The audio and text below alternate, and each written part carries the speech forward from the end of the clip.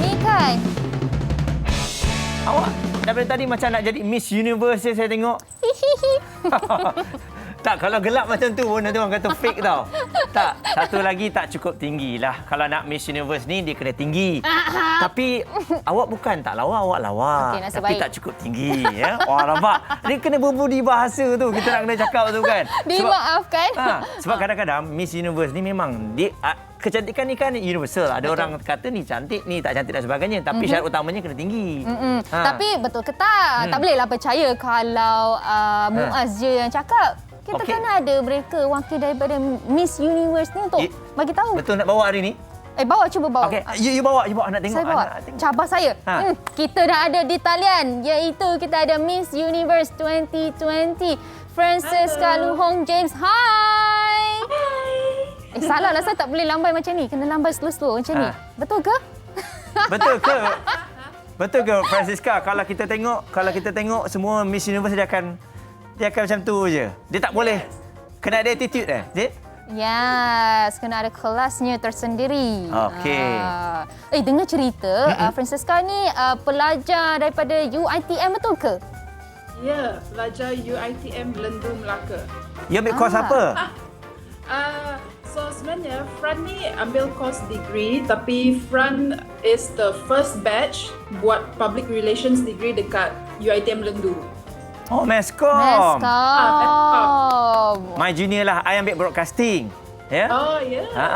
Tapi sebab tu you tengok Meskom ni nampak Miss Universe, ya? Nampak model part time.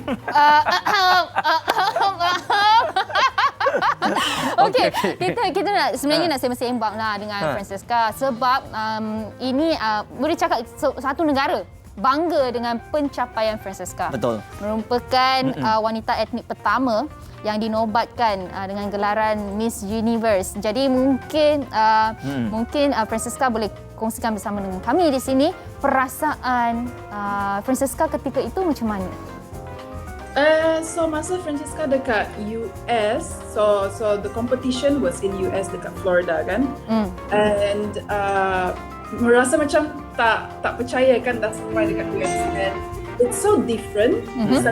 Sebab kan we travel masa COVID, so dia macam lain sikit lah, but it's very nice to actually see Malaysia sash bila diorang bagi dekat front, and then I realised that it's such a huge responsibility that front just represent Malaysia, so I realised front juga represent all the ethnic both basically Sarawak dan juga Sabah. Sebab ni pun kali pertama kan wanita Bumi Putra dari Borneo yang menang Miss Universe. Betul. Jadi bagaimana masa mula-mula awak dinobatkan dan terpilih untuk ke sana? Bagaimana dari perasaan? Bayangkan ramai yang ada, awak adalah seorang yang terpilih. Agaknya apa yang diberitahu oleh juri, keunikan yang ada pada awak, Francisca? Saya rasa sebab because there were 3 of us yang dari Borneo, so saya dengan there's another 2 Sabahan lady who joined Miss Universe Malaysia. Tapi saya rasa sebab maybe I just feel that all of the girls are all beautiful, and talented. Tapi yang mungkin lah yang buat Fran ni macam beza sikit mungkin sebab I am like pure native kan, so I have sort of like a lot of stories to share as well. Sebab coming from background yang both parents dari culture yang berbeza. Jadi mak Fran ni is Iban lady and my dad is orang Ibu Kayan Kenyang. So I have a lot of stories to share. Lepas tu, from family yang ada history of rumah panjang, cultures and ethnicity. So dia macam very interesting lah. And also the best part is that I get to empower women more, especially yang the ethnic community. Sebab tak ramai wanita dari my background yang macam rasa that do we have a chance to Miss Universe, macam competition yang agak besar. Jadi it's such a privilege to actually win the competition, and it kind of macam buka peluang untuk ramai wanita dekat luar sana bahawa kalau rezeki tu memang untuk you and you work hard for it. Yes. Macam tu. Betul. Rezeki tak ke mana. Betul. Macam tadi Francisca ada kongsikan cakap macam you got a lot of stories untuk kongsikan mengenai your background. Kan apa kata Francisca kongsikan bersama dengan kami di sini pula mengenai keunikan etnik Kayan Kenya dan juga Iban.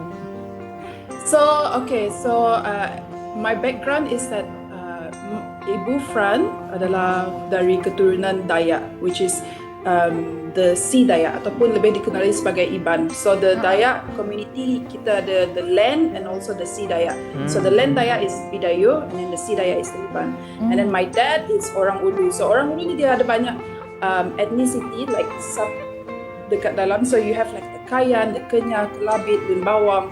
So my dad is considered like sort of the majority in the orang Ulu punya group, the Kayan Kenya.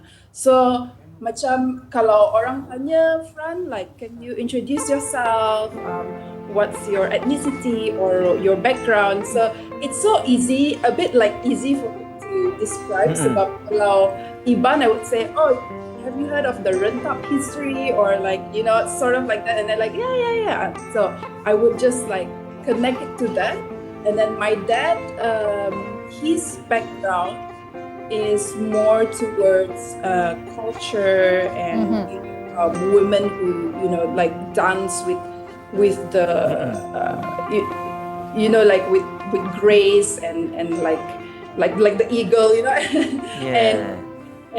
And his longhouse is considered as the longest longhouse in Malaysia. Wow. Yeah, it is the 101 doors. It's called Rumah Belur in Bintulu area. So kalau orang tanya Fran about my background, you know, this is the things that I share. Betul. And yeah, that kind of make people fascinated about it. Fran, adakah awak dibesarkan di rumah panjang juga, Fran? Fran Ya, Fran.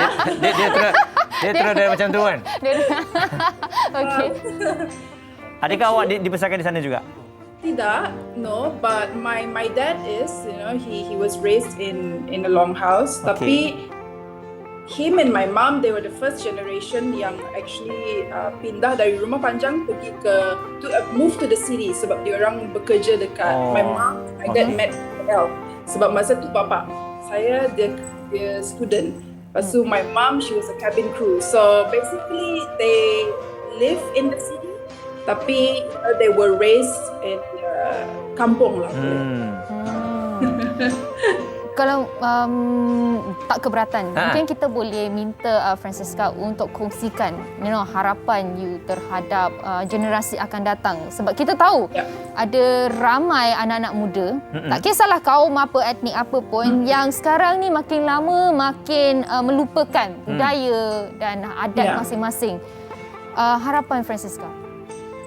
Harapan Francisca is, I would say, okay, number one is that I want people to understand. Saya nak how to say, uplift the community dekat Malaysia, bukan saja di Sarawak Sabah tapi juga di like the whole Malaysia. And that is the reason why Fran dulu buat project dengan Ministry of Tourism to promote, because I have a history and stories to share about my culture and identity.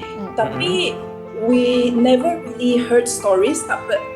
Jarang kita dengar cerita pasal culture dekat Semenanjung. Jadi sebab tu masa Fran before Miss Universe, I did a project Miss Universe Malaysia and the Tourism Malaysia, where we actually went to Kelantan to promote the identity and culture yang ada dekat Malaysia. Sebab it's very interesting kalau you go back, and I want people to understand that we need to appreciate the culture because that build our character, and that makes us who we are.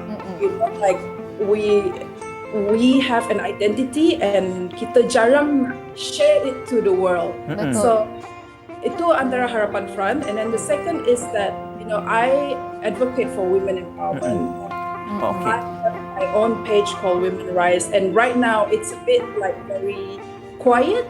Tapi my hope is to uplift and become the instrument for women in Borneo, that I want to be the face of uplifting the community, and I want them to understand that they have equal opportunity untuk grow in Malaysia. Baik.